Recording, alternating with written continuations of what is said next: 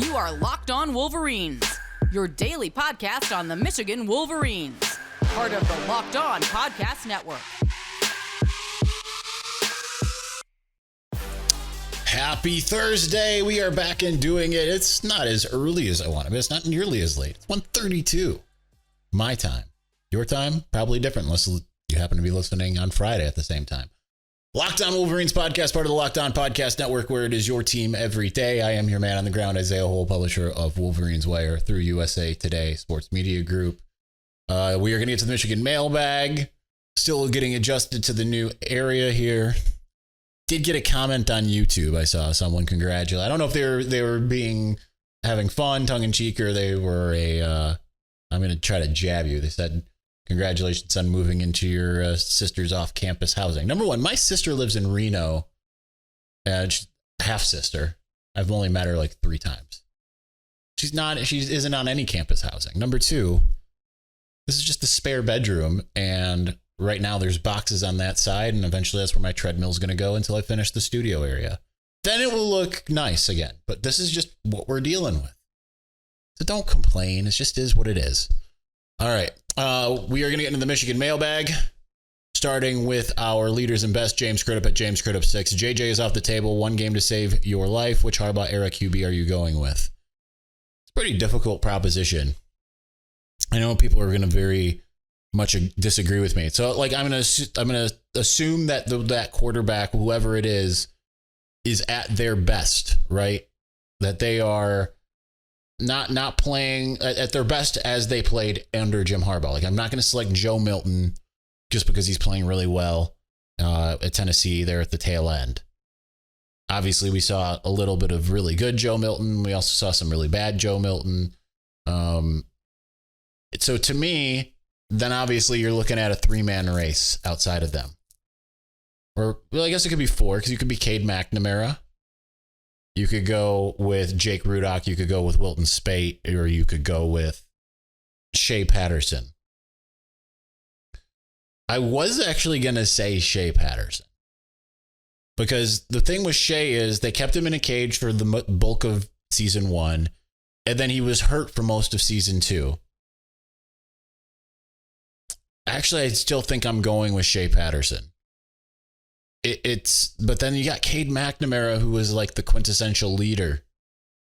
Wilton Spate was really, really good eventually, or not eventually, but like really just kind of throughout 2016, he was really good. In 2015, Jake Rudock was amazing in the latter quarter of the third of the season or so. I think I got to go with my guy Shea, because if you can unleash him in the full way, like, he had the 3 straight games of 300 yards passing. 2 of them were wins. I know a lot of people really weren't for Shea. I still think like he gives you a lot more than what the other guys can give. I think JJ is like, in a lot of ways, Shea on steroids. So I would go with Shea personally. Like, Shea wasn't the reason why they lost to Ohio State in 2018 or 19, right? Like, defense was. Shea gave you the opportunity.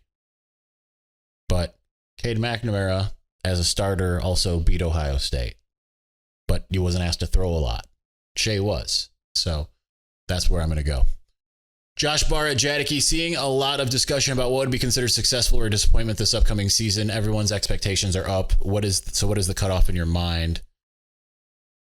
I think success is, at this point, I think it's changed than what it has been. I think success is at least repeating what you did the last 2 seasons and maybe taking it a step further, probably taking a step further. But I still I don't think I'm taking Big Ten championships and wins over Ohio State for granted, but I do think that is now the expectation. Anything short of that is a disappointment. Now, I think with everybody you have, it would also be a disappointment if you don't at least make it to the national championship game. But that's highly variable because you don't know what the other teams are that are going to make it into the college football playoff, right? Like, Michigan faced off against Georgia and obviously got run off the field, and everyone acted, not everyone, but there were a lot of people that acted like, well, that's not good. But Georgia, no one was going to stop Georgia at that point. aside from a blip against Alabama, which they rectified in the national championship game, people were talking about that Georgia team as if it was unbeatable. Now, it was a missed opportunity against TCU, 100%. So it depends, right? Like if you get that one of those teams, what Michigan currently kind of is, can get in the college football playoff semifinal, but you don't think they're going to win them all. You know, the Notre Dames, the Oklahomas that have made it. You know, if you face off against one of those, then yeah, you got to win, right? If it's like USC, even though Caleb Williams is obviously really good, but they probably aren't still going to have very good of a defense. If it's USC, then it's like, yeah, you got to figure it out and you got to be able to win that game. If it's Georgia, or if it's, I mean, Alabama's probably not going to be Alabama necessarily. But if, you know, or if it's like 2019 era LSU, not winning that game, as much as people are going to be disappointed, it's like, well, what else were they going to do? You know what I mean? What did you think of the Ahsoka trailer? He also asked.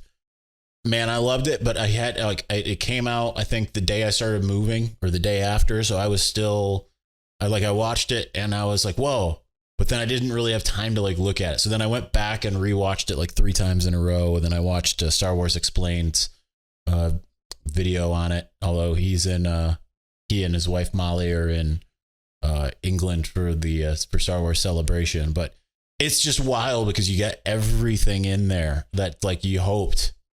All these Rebels era, you know, you got Sabine Wren, you got obviously there's a little Ezra Bridger part in there. You've got Grand Admiral Thrawn. Like you've got so much that it's just like yes. You got a Lothcat. It's gonna be wild. It is gonna be wild. You know who I hope is in it? There's some of the characters that made their way into the end of the last season of Clone Wars. I think that would be really cool, but we'll see. I'm stoked. I wish it wasn't all the way in August. I was thinking it was May, and now I realize it's August, and it's like, oh, it's so far away. Jimmy Whitner at Jimmy Whitner 1 because Michael Wolf didn't come with the heat this week. Now that QB is in the fold, what is the most important position left in the 2024 class to fill? I mean, they're really locked up on offensive linemen. I still think you need to go out there and get an elite linebacker. Obviously, they're trying to get corners. Corners is very important. Whether it's Bryce West, who's trending more towards Ohio State, if they're in Scott, if I have that name right, the other Ohio corner. I think that's probably it. And then I still want to see an elite linebacker in this class, like a full-on elite linebacker. That to me is what's keeping them from really ascending. And defensive end, they need some elite edge rushing. Number 2, how is Zuri liking the new place? So she is loving it. She's got so we're in the city here now. So okay, full disclosure here. So we were in Ann Arbor, but we were back in like this townhouse / apartment complex. And then my interim space was actually, my grandmother was in Florida, so I took over her place while I was looking for a house. And that was kind of in the same thing. I was in a condo area, but they were like those kind of condos that are homes and whatever. And so that all she's known is like kind of staring out at nature, and maybe she sees like a squirrel or something like that, and she gets very excited. A little bit different here, because this is like the city. So people walk by the window, and I put up my one ottoman I put in front of the window, and she can just sit there when she watches out the window like it's her TV all day. And it's hilarious. Just like someone walking by, she's like, how dare they? She's loving it. She's, except for when I opened the window, she did not like that. Number 3, are you participating in the Big House 5K this weekend? Bro, I am so out of shape. I mean, I've been walking 3-4 miles the last couple of days since it's been warm, and that's been a challenge. No, I've never done a 5K in my life. I am so out of shape. When I get my treadmill, then maybe next year we can talk. This year, I don't think I could run a mile at this point. I mean, I could, but I would feel like death, let alone 3.3. Number 4, if you could pick a football, basketball, or hockey national championship, which would you choose if you could choose only one? I mean, there's only one right answer, and it's football. If you pick anything else, then you're wrong. It's a football all the way. If you could say, I'm not going to go just 1 year, but like if you could say like Michigan wins the next 5 football national championships, I will even say 5 of the next 10, so that there's some competition, some ebb and flow, because it gets boring, I think, to some degree when you just constantly win and there's no ups and downs. If you could say Michigan football could win 5 of the next 10 national championships in football, I would eliminate the basketball and hockey teams. And I'm sure most of you out there would do the same. That's where it is. It's all about football. That's why this show is mostly about football. KRT at Farmer 84. What is the biggest position in need now that Michigan has its QB? I know it's the same basic thing. So we'll move on to the next thing. Do you think Michigan will hit the portal every year like it did last year?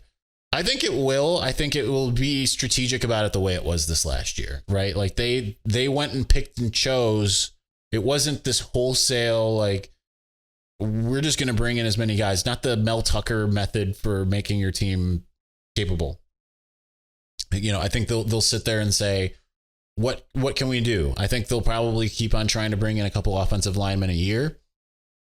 But if they can pick and choose the best of the best, right? I think they'll continue to prioritize team captain types. And I think that they'll also look positionally. But yeah, I do think Michigan will continue to do that. Finishing us out in segment 1, Jonathan Joseph at JJoseph2156. Who's the most underrated coach and player on the team? Underrated coach. I mean, I still think it's Jay Harbaugh. I think he's getting his credence now. But like everything he's done, and even running back, I used to get in these arguments with people. Michigan hadn't had a 1,000-yard back until Karan Higdon in 2018, since Fitzgerald Toussaint in 2011. And Higdon was close in 2017, 994 yards. But every position Jay Harbaugh has coached has gone well. Mackey Award winning tight end, and Jake Butt in 2016. Then he moved over to running backs 2018. And that moved up. Went back to tight ends. And it was still really good. Now he was at safety. Safety wasn't an area that you had any concern on. Special teams has been the best in the country. It's still Jay Harbaugh. As far as player on the team,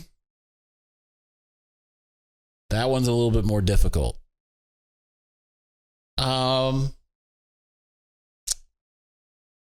Mike Sainris still, I think. I think he's getting his due, but it's both on and off the field. I think he just played such a big role, and not just in the secondary, but he was asked to rush every now and again. There were, first couple games of the season, he was tied for being the sack leader. And then I just think he helps sets the tone in a lot of ways, and he's very much an advocate on the leadership council. So I think it's really him. All right, we're going to move on. We've got plenty more left. We'll do that here in a moment. Before we do, looking for a delicious snack but don't want all the sugar and calories, then you need to get the best tasting protein bar ever built. You got to try this. If you're like me and want to make healthier snack choices but don't want to compromise on taste, then I've got just the thing for you. Built Bars and Built Puffs. Built Bars are healthy and taste amazing. Seriously, they taste so amazing you won't think they're good for you. You've got to try this.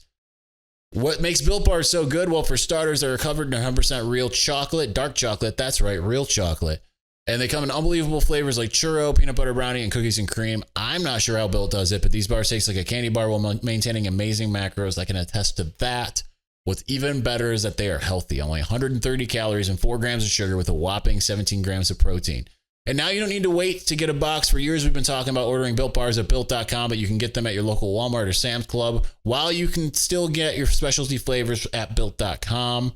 That's right. Head to your nearest Walmart today, walk to the pharmacy section, and grab yourself a box of Built Bars. You can pick up a 4-bar box of cookies and cream, double chocolate, or coconut puff. If you're close to Sam's Club, run in and grab a 13-bar box with our hip flavors, brownie batter, puff, and churro puff. You can thank me later.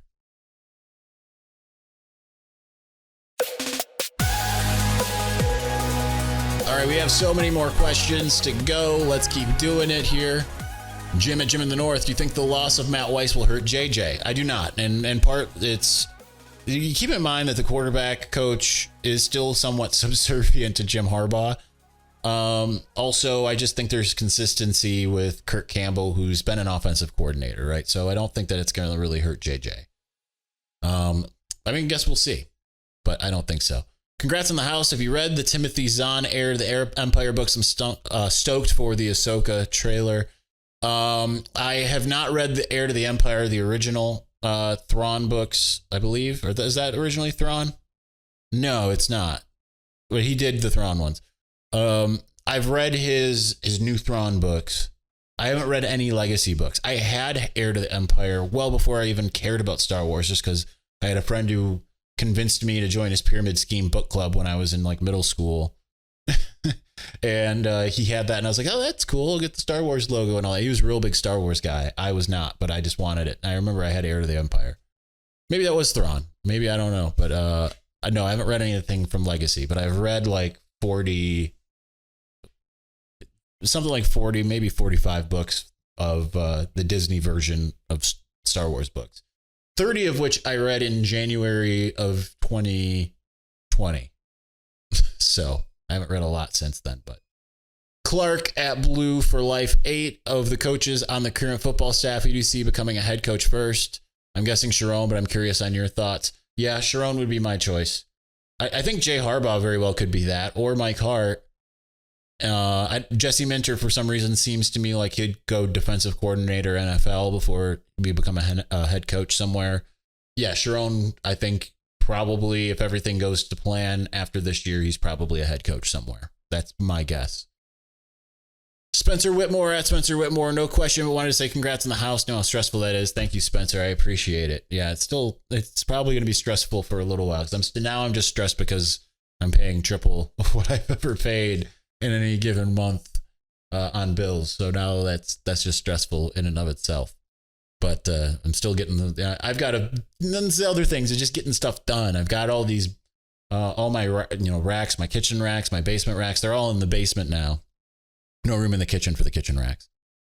And I got to build those so I can get these boxes out and then go to the storage unit and bring everything back before I think like the 23rd or whatever day, so that I don't have to pay another $250 a month for a storage unit.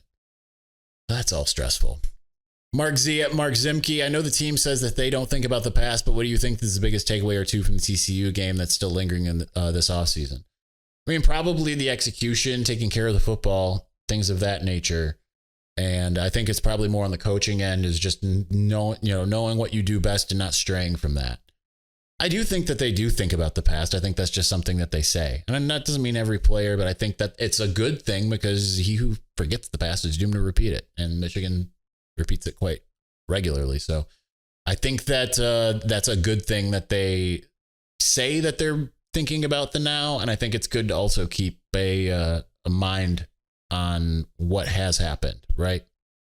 That's obviously why they got so good after 2020. They knew what happened and didn't want to repeat that. That's a good thing to have. James Kovalevsky at Coach_Kovo. USFL starts this Saturday. Is there any excitement in the Detroit area for the Michigan Panthers or Ford Field being named as one of the 4 hubs? I had no idea. I didn't even know that it started this weekend. So that should tell you what you need to know about that. But I'm not the same, right? I'm not necessarily paying attention to sports at large. I pay attention to Michigan. Maybe a little bit of stuff here and there. Outside of that, I pay attention a little bit to the Masters. I didn't that much. I saw enough that John Rahm won. That's really about it for me. When the Pistons get decent enough again, maybe I'll pay attention to them. But I don't know that I will either.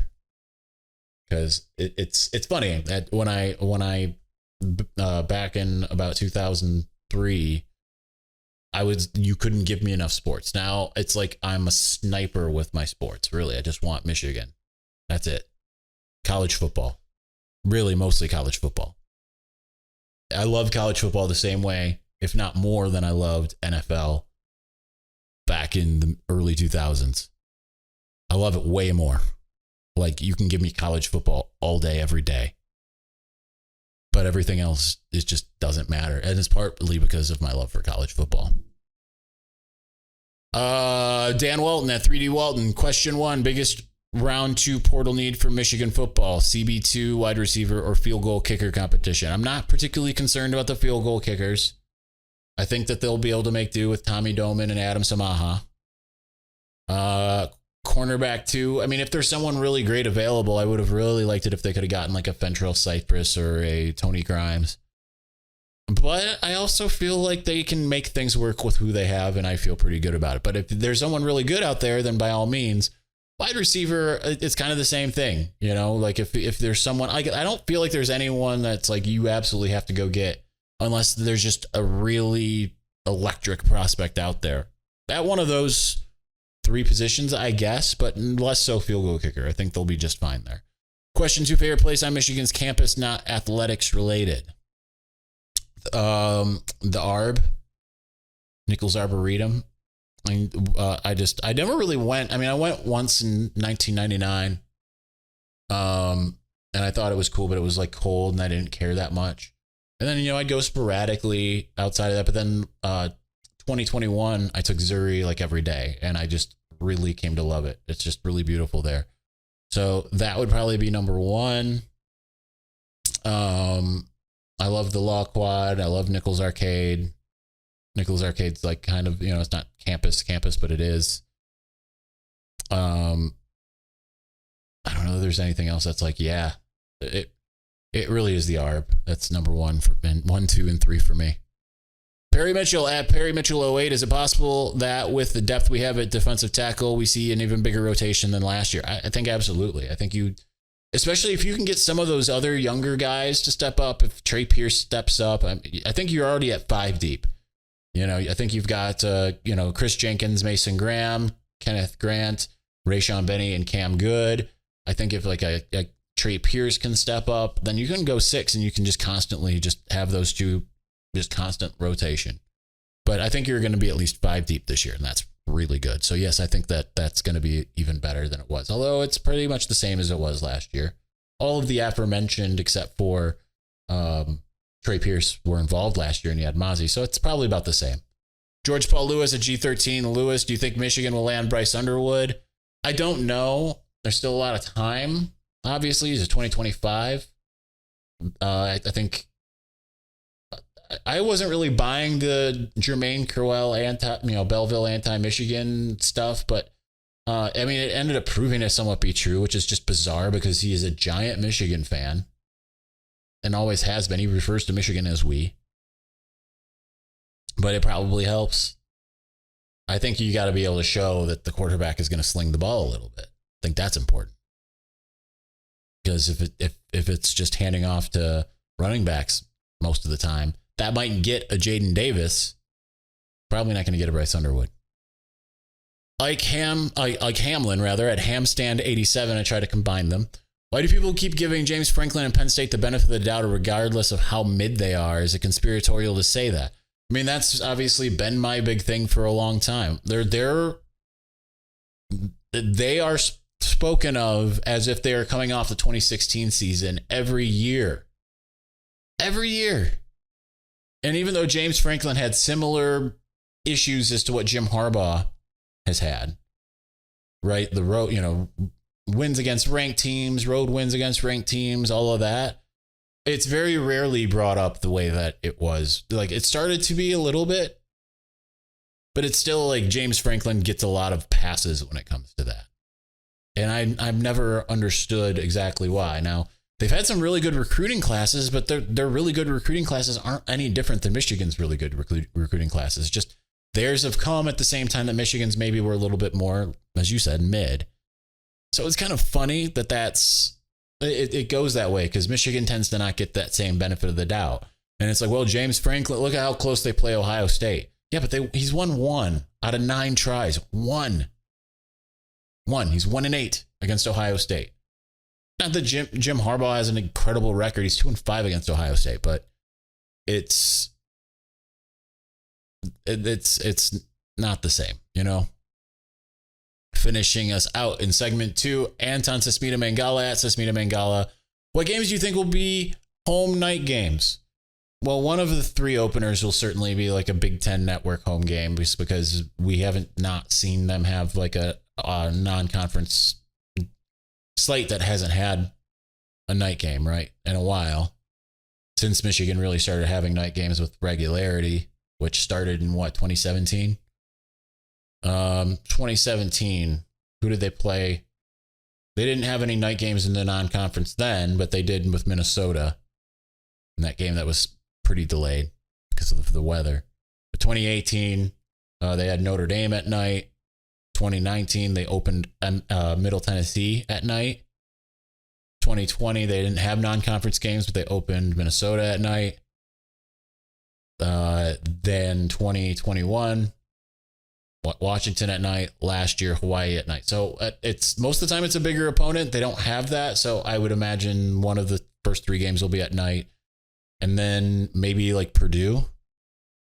They don't have a lot of really good front end home games, so I would probably bet one of the first 3, and then Purdue will be at night games. That's going to be my guess. All right, we're going to continue on here in just a moment.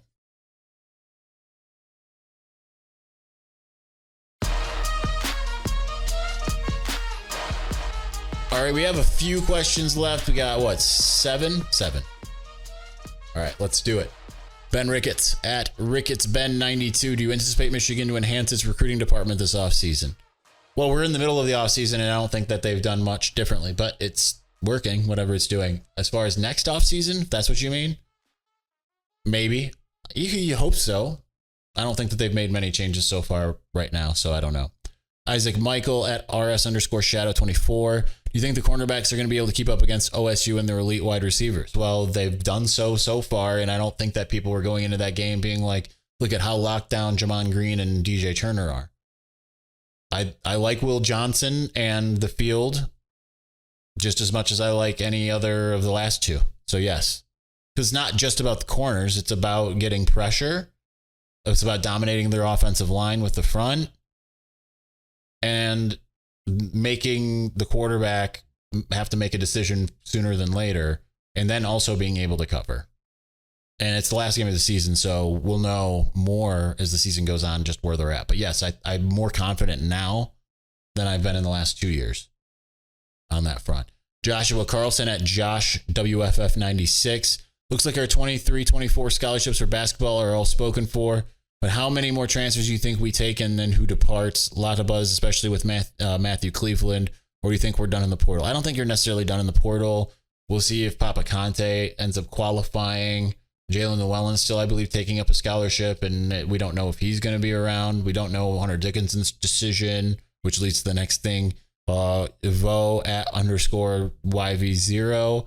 When does Hunter announce he's returning to Michigan? I know he's meeting with Michigan, but he's like looking at, I think, Maryland and Georgetown. I think that the basketball is always a little bit like, we'll just figure it out. So we'll see. Truther at Does Man's Care. Is Washington football better than Michigan football? I mean, no. And that's it. No. Part-time trades at Michael Bagsby. Is the spring game the last time we see O'Leary? No, I don't think so. But I don't think he's necessarily going to be like a... I could be wrong, but I think that we've seen walk-ons, former walk-ons have... and he's a former walk-on. Someone on YouTube said it's time we put O'Leary on scholarship. He is on scholarship. But I think that he'll definitely be involved. You know, Michigan went very high to the Jake McCurry well at times, right? Like they are not afraid of using walk-ons there. Nate Shanley was involved. So yeah, I think we'll see more of him. Finishing us out is Matt McGraw at One Man Pizza Party. Do you think the fan base is overlooking Penn State this year? With their 2 freshman running backs, 5-star QB, and playing them in Happy Valley, most likely for a whiteout night game, do they pose more of a threat to Michigan getting another Big Ten championship than Ohio State? Despite everything I said earlier, I don't think that anyone's overlooking Penn State in a sense. I think that Penn State is the more difficult game this year as it stands at the moment. It looks more difficult. That said, Drew Aller is a 5-star that hasn't necessarily done much. Their 5-star running backs looked great in pretty much every game other than the Michigan game. So I don't know. And we don't know if it's going to be a whiteout or not. It's right there on that cusp of it's not supposed to be a night game, but I've heard that there's some changes that mean that it could be because it's the third to last week of the season. So generally when Michigan's had those late games against Penn State, late season games, they are day games. But we'll see. I think that is currently the more challenging one because it's on the road. Michigan's been able to win in Happy Valley. In the Jim Harbaugh era, they played there, 4 times, and they're 2-2. And I know Penn State has Michigan circled in the way that maybe Ohio State's normally circled. But I do think that is the more challenging game. However, you can potentially lose that and still win the Big Ten championship. It's kind of like Michigan State in 2021. As long as you're undefeated and Ohio State beats Penn State, then you just have to beat Ohio State. So there's that. All right, that's going to do it for us today. We'll be back on Friday. Who knows what I'll be talking about? We'll figure it out. Thanks for watching. Thank you for listening. We'll be back soon. Peace.